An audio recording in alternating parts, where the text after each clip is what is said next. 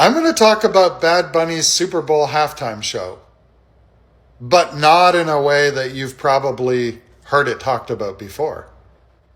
Because even I missed what he was actually doing. When I watched the halftime show, I saw something beautiful. I saw a man honoring Puerto Rico. I saw sugarcane workers, family scenes, a wedding. I saw neighbors gathering, music, dancing, a bodega, la marqueta, life. And it felt like a love letter home. What I didn't immediately see? That it was also a 13-minute lesson on colonialism, gentrification, and resistance, delivered to over 100 million people inside the most corporate, flag-waving event in America. And that's what makes it brilliant. Because he didn't lecture anyone. He didn't hold up protest signs. He just showed history. Let's start with the sugarcane fields. That wasn't random aesthetic.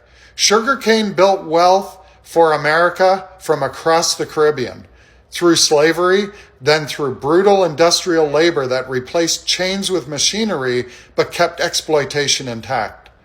Workers lost fingers and lives in mills that ran nonstop during the harvest season. Generations of Puerto Ricans powered entire economies they didn't control. So when he opened with sugarcane workers in traditional dress, he wasn't just saying, this is our past. He was saying, this is who built prosperity for America. Then there was Tonita, the older woman at the bar.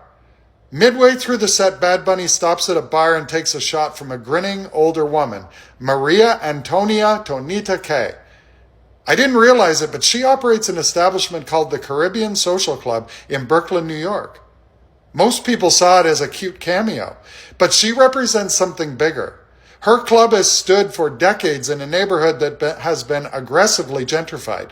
And despite intense pressure from developers, she's refused to sell. She stayed. That's resistance. No speech required. Then he put two men dancing together intimately on the biggest sports stage in the world. No disclaimer, no announcement, no debate, just normalization. Inside a genre often rooted in machismo. That quiet moment? Loud.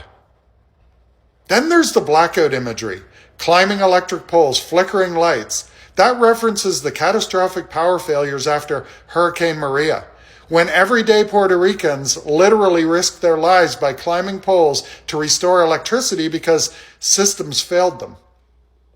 Nearly 3,000 people died. And instead of reenacting tragedy, he showed resilience. That's a choice. And then there was the flag. Not the version altered to mirror U.S. symbolism, but the lighter blue triangle historically associated with independence movements.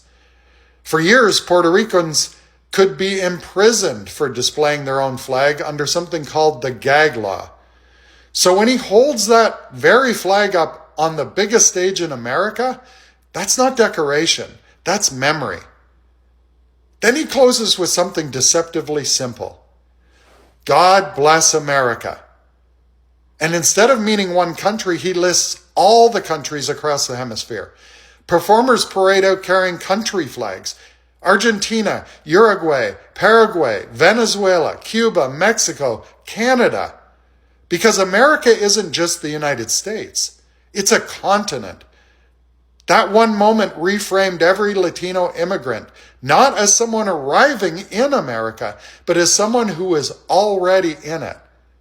That's not loud politics. That's perspective. And here's the part that fascinates me most. Millions of people watched that show and saw just entertainment. I know I did. Which tells you something powerful. The most effective social commentary doesn't always shout. Sometimes it just tells the truth visually. Sometimes it shows history instead of arguing it. Sometimes it lets you feel culture before you realize you're confronting power structures. And that's mastery. Because when someone smuggles that kind of history into pop culture, it bypasses defenses. It doesn't feel like a lecture. It feels like pride, and that's why it worked. He closed the performance with two simple Spanish words, seguimos aquí. In English, it means we're still here. And that's the part colonial systems never expect. Peace out. And if you're not already following me, you should. It's going to be a ride.